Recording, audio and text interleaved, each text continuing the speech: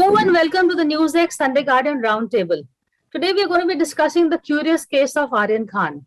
As you know, Shah Rukh Khan's son, the 23-year-old son, has been arrested on 3rd of October when the Narcotics Bureau raided a cruise liner which he was a part of. Although no drugs were found on him, there was, I think, 6 grams of charas that was found on a friend and a colleague of his who was also accompanying him on the trip. After that, he has been denied bail for over 20 days. In fact, even as we speak, the bail hearing is going to be taking place. So we don't know what the outcome of that will be. But regardless, over 20 days for a case where there has been no evidence of consumption, no possession for sure, and only on the basis of some WhatsApp chats that he had with a friend, which could be interpreted either way.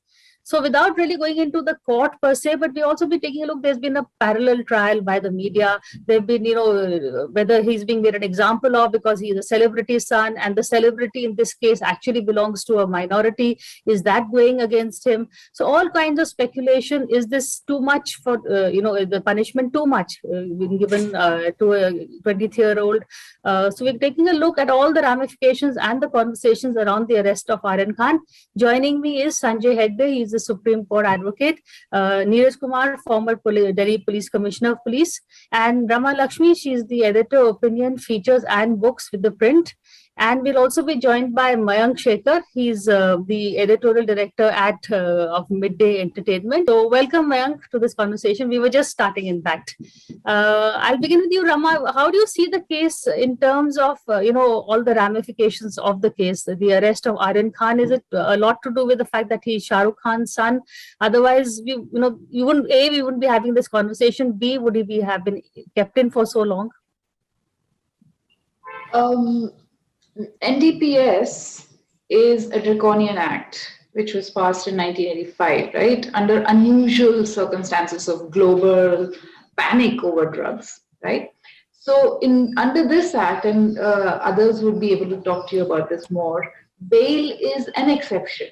So here, the fact that he's not getting bail is very much part of how the law has been structured and written. There is an element of headline grabbing element to this law. This law was written for headlines, creating headlines. Fardeen Khan 10 years ago, Aryan Khan now. A lot, of course, has to do with the fact that he's the big fish's son. In this case, process itself is punishment, right? Whether you say that this is what the law is or whatever, but the fact is there was nothing found on him. WhatsApp has been weaponized against him. Deleted chats have been weaponized against him. And every day he's generating headlines at a time when Lakhimpur Kheri was happening, at a time something else is happening.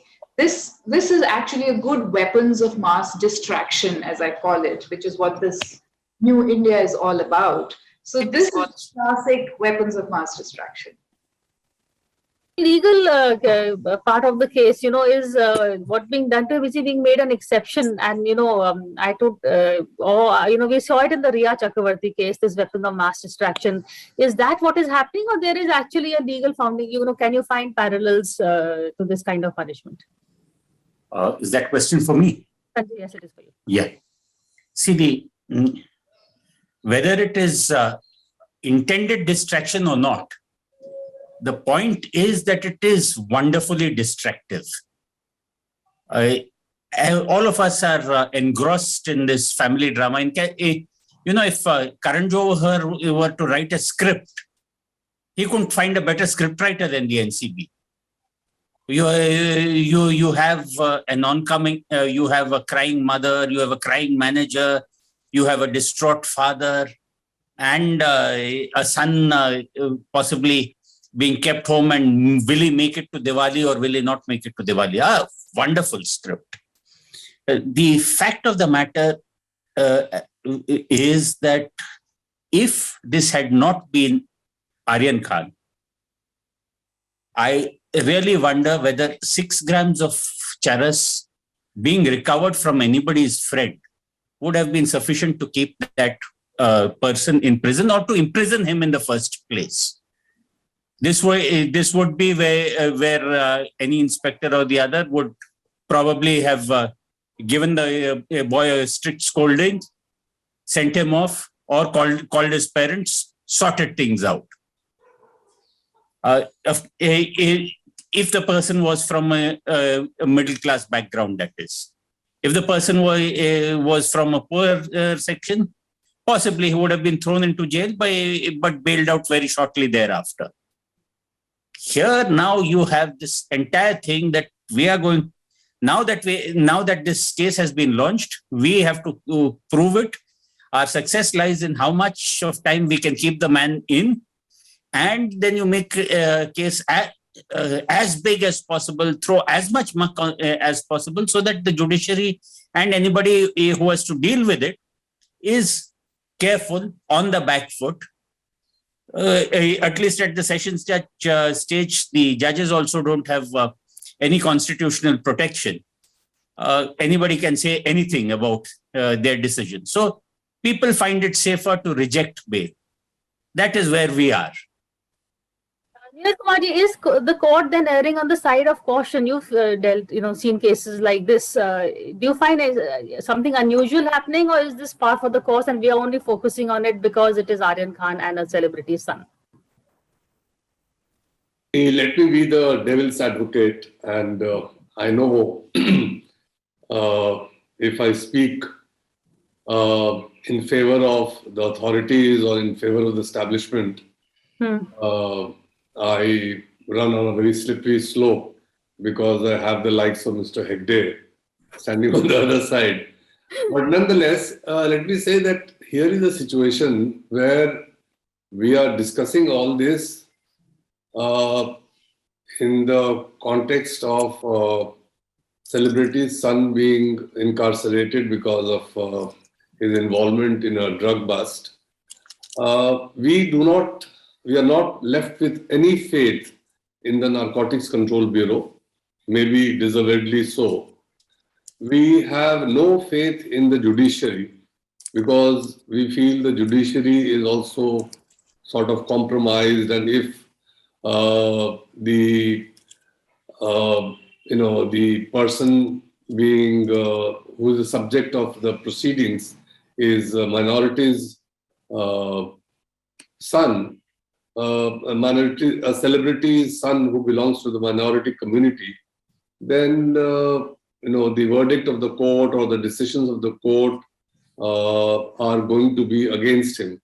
So we are living in very strange times, as I was saying off the camera before we started the program. We have lost faith in the investigating agency. We have lost faith in the judiciary. We have lost faith in our laws. And here we are saying that, this celebrity's son is being hounded or being prosecuted just because he is a celebrity's son and fellow who belongs to a community which is a minority community. Now, what I want to say is that we do have a law, whether we like it or not, as and when, if we find it draconian, we are at a liberty to, abrogate it. We also, and these laws were not brought in by this government, this brought about much earlier in the context of a very alarming drug situation across the world. And the situation continues to be worse, if not any better. So as long as that is there on our statute, we have to respect the law. We have to go by its letter and spirit. And we have to have faith in the judiciary. If all this is suffering, if our faith in all these things is suffering, then we are living in very difficult times. That is another conversation as to why we've lost faith in all these institutions. I think for that we'll have another conversation. But Mayank, the celebrity witch hunt, you and I did a conversation last year about this time on Rhea Chakravarti. Now we're having the similar conversation on Shah Rukh Khan's son's case. There is a feeling, I think, amongst the Bollywood at least, that these cases are being made an example of. Forget the minority card, even the fact that just the fact that he's a celebrity. No, absolutely. There's I would completely agree with Mr. Hegde in terms of a film, if it were ever to be made, because that's really what this is, a soap opera, right? But a real film on the drug menace would be, or a series would be, a realistic remake of, say, Narcos. So imagine that there is Narcos being made by a Bollywood filmmaker, probably not Kejo, not Karan Johar. And the realistic remake is that there are 23 NCB officials, which is the Indian equivalent of the federal agency, that is actually chasing a cruise liner. They spent 80,000 rupees per ticket. 6 people are sent in. What they've come back with is actually the drug haul is less than the price of that cruise ticket. All right. They've come back with a bunch of college type kids. Okay. And the Pablo Escobar in the story is Ananya Pandey and Aryan Khan. I mean, it's as ridiculous as it sounds. And that's probably why, and I would agree with Mr. Kumar, that's probably why people lose faith, because they look at the facts of a case and they simply don't add up. Now, is this at some level a targeting of Bollywood as a film industry? That's quite possible.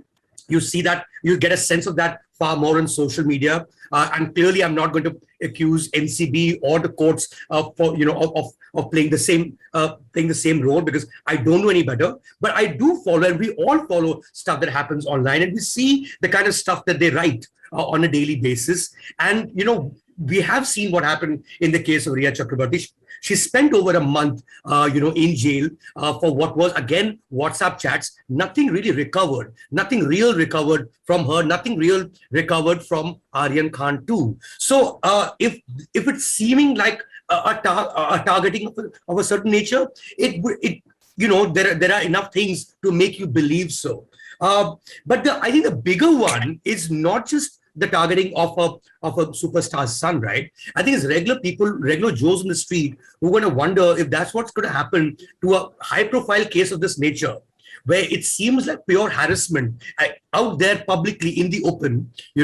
What happens to the guy on the street? What happens to the fellow, like a regular druggie outside a train station? People won't even know when he's picked up, and he never gets bail forever. So I think it's the reverse. There's one element being argued that that celebrities have there's a higher bar on accountability of celebrities. Is the reverse actually.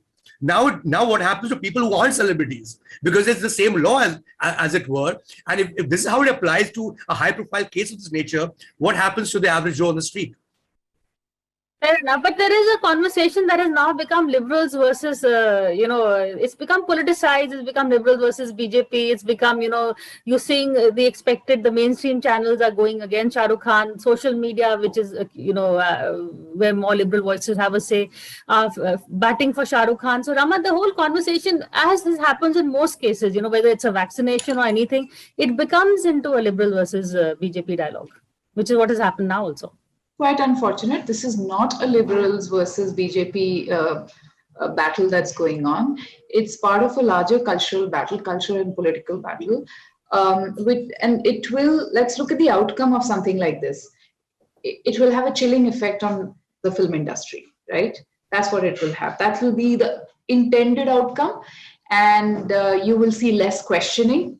You will see, it's really about beating them into submission and into silence. And the larger cultural war is we have gotten control of the media. We've gotten control over campuses, campus protest, campus activism. We've gotten control of the youth's culture on campuses. We've gotten control over activists on the ground. Now, what's the next bastion? The entertainment industry. First, they went after Munawar Farooqi. Not they, but somebody went after it. And then the entire cultural ecosystem went after him. So comedy, entertainment, and now OTT. They're also going after OTT. Mohan Bhagwat's speech on Vijay Dashami was about OTT. This is part of their larger cultural war, which is we will control all this narrative and content creators. B, it will have a chilling effect. And C, look at how this is being played out. It is not liberal versus BJP.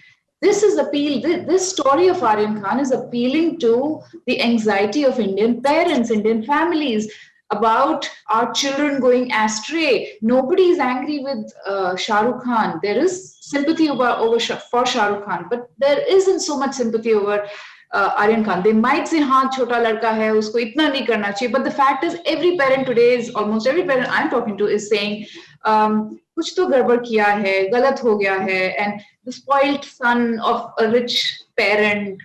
That's the narrative, right? And it plays into parental anxiety. This could be our child tomorrow when my child goes to a party tomorrow. So this is about the cultural war, the cultural narrative, what is our family, what is our family system. This is not about BJP versus liberal. It's about A, getting control of the entertainment industry, B, appealing to that cultural anxiety. Today we're discussing as I said, the curious case of Aryan Khan, which Sanjay Hegde said can be made into a film. So I've got the title for the film, Sanjay. But the points that Rama brought out, the cultural clash, and also B, how do WhatsApp chats hold up in court? We've seen in the Riya Chakravarti case, they did not. Will they hold up now in terms legally? What is their standing? Yeah. Okay. Let me first take the cultural thing. Okay. Actually, yes, this is a cultural thing. You please go down the streets of Varanasi, the Prime Minister's constituency, and you'll find kilos of all these substances being openly sold. After all, bole ke prasad hai. Right. So there is also a cultural thing in the way these recreational drugs are marketed, are sourced, and everything. And there's one more cultural aspect to it. I hope the BJP realizes that to young India, it is coming across as a party of killjoys, of WhatsApp uncles who are weaponized and who say that, "Arey, andar kar dunga." If young India starts reacting, then you can bet your life that the BJP will immediately start retreating on this front. You are being dictated to as to whom you can date, whom you can marry, what you do in your recreational spare time, and if you happen to be rich enough to go on a cruise, then also you are responsible for what your friends carry. This is taking things much too far. Now coming to the point of WhatsApp conversations, I think you should ask Mr. Neeraj Kumar this. Has WhatsApp made investigators lazy? Whether it is this case, whether it's Riya Chakravarti, whether it is the Delhi riots, all that the investigators do is they take the person in custody, seize their phone, and then they go on analyzing their WhatsApp, and whatever is a juicy tidbit, leak it to the media. Then that finds their way into the chat sheet. There is no attempt whatsoever to independently corroborate whatever clues the WhatsApp conversations give. WhatsApp per se is not evidence. If you want to say that there was a conversation like this on WhatsApp, then you have to come in with a 65B certificate and say that we took this conversation from this mobile phone. But the contents of the conversation would have to be independently proved. Now, let me give you an example. NCB says that Ananya Pandey's WhatsApps to Aryan Khan show that she supplied drugs. She just told the NCB, look, I was only joking. Without that WhatsApp, externally, can you prove that Ananya Pandey did supply Aryan Khan drugs? No, investigators don't want to do that. Investigators just want to take the most salacious bits of your WhatsApp conversations. And mind you, WhatsApp is a forum where all of us say all kinds of stupid things. Imagine the things that can be leaked if yours or my WhatsApp were ever here to be in the hands of some investigating agency. That's why we are deleting messages, Sanjay. I'll advise everybody is moving off WhatsApp. Maybe that's another thing, another possibility that will come from all this. Just go off WhatsApp altogether. We have disappearing messages on Signal or whatever else that people are using. Or best still, call up people, talk to them.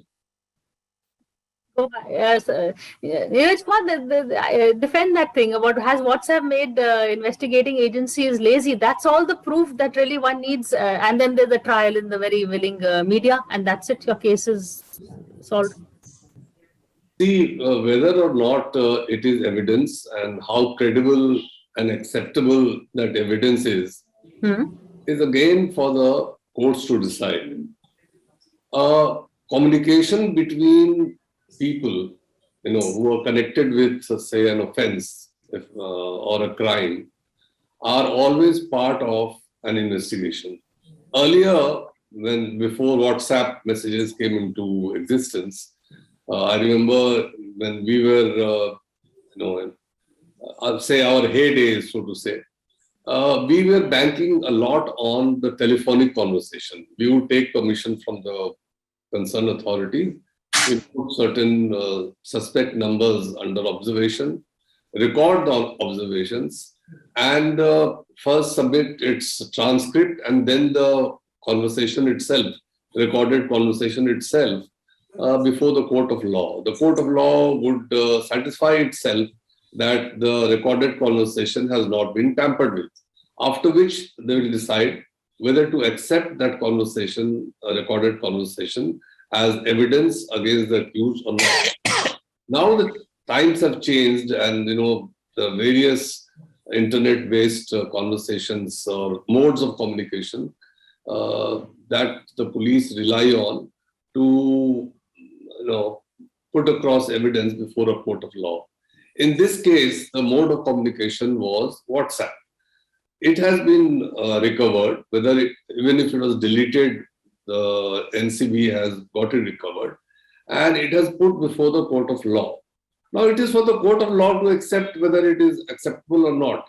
We are sitting, at distant places this morning and saying that, well, this is not evidence, this is cultural war, this is that, and I think we have to have that much faith in our judiciary and also our laws to decide. Just because a celebrity's son is in the dock, we should not put the entire system, into questioning. That is my sense. Ma'am, the politics of Shah Rukh Khan, we've seen, the fact that, okay, Shah Rukh Khan himself said, my children should not be targeted because of me. He's a Muslim, but he plays Hindu roles. He's not really been very provocatively pro-Muslim in his roles of, lended himself to a certain kind of narrative. He's really stayed totally in the center.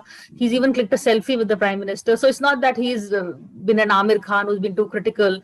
So how do you see his politics, and could they have had an impact on this? Well, before that, Priya, I just want to do a quick fact check on Mr. Hegde. The bit about I'm joking. Actually, Ananya Pandey never said I'm joking. It's a meme that started on the internet, which is actually a line of Chunky Pandey's from a movie where it says, "Am I joking?"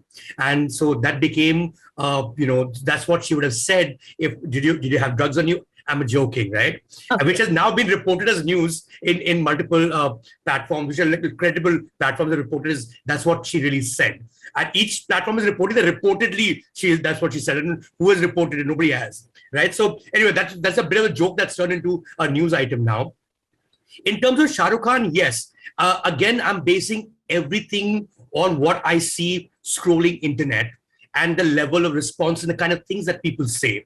And some of the targeting that you will notice from people who are essentially trolls, and by trolls, I define trolls as people who essentially seek accountability from people who are essentially public figures rather than public officials. They don't have, and which is why a lot of mainstream news is also full of trolls. So anchors are trolls because they cannot really question the government. They really have no access to power, so they can't even speak truth to power. They can't even speak to power, right? So then they keep finding new villains.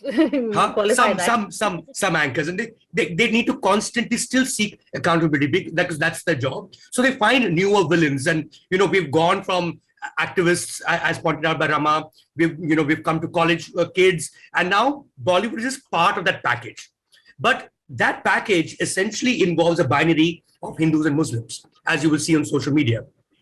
Urdu wood, Hindu phobes, that's what they keep doing on a daily basis, whether they're paid or not, or that what they tend to believe is that Muslims, and in this binary, that's how they word it, that Muslims have done considerably better in the Hindi film industry or Bombay film industry or Bollywood, as it were, than in various other professions, and they don't like that. Okay, which is why I constantly talk about Urdu and stuff. And I think somewhere the Khans, as it were, who've been the reigning superstars since the 90s, have got caught into that trap or a narrative, as it were, being spread by trolls, essentially, right? And then Shah Rukh Khan is right at the middle of it. That said, it's also true that if you compare Shah Rukh Khan's responses, which is essentially silence on social media anyway, but at least he has not been vocally supportive of this government in a way that, say, you will find a random tweet by Sachin Tendulkar on the farm laws or whatever it is that he's made to do.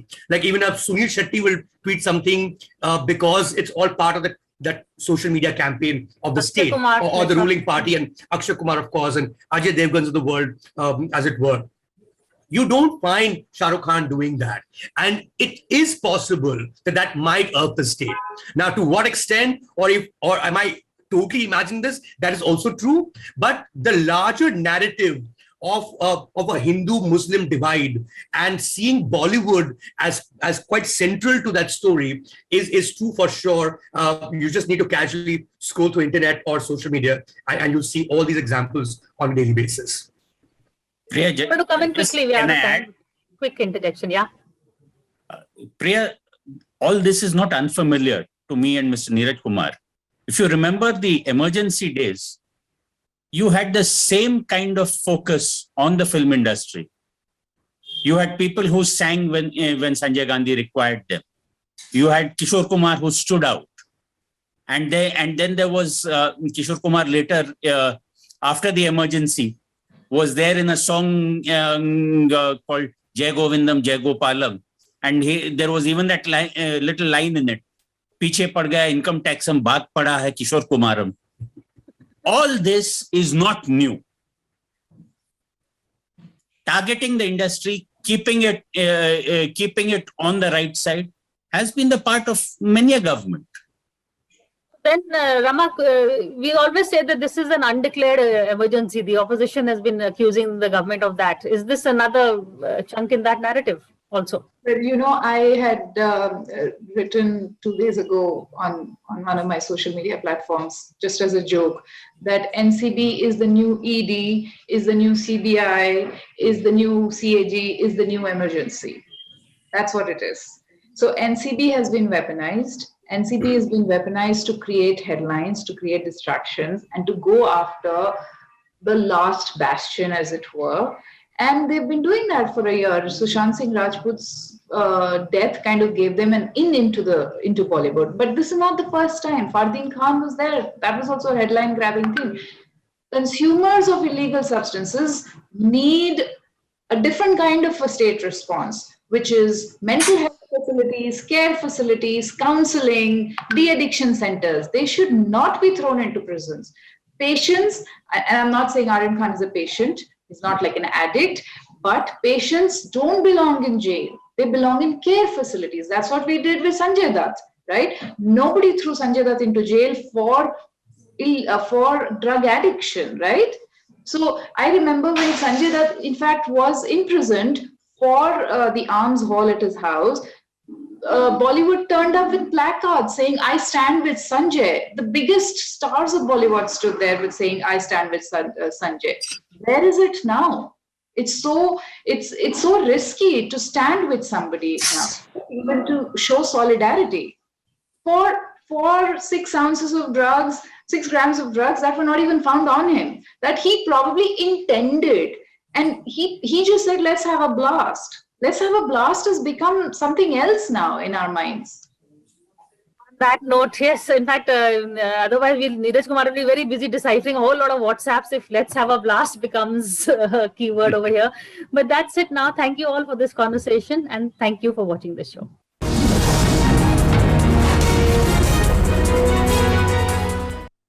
For more such videos, subscribe to the NewsX YouTube channel, hit the bell icon.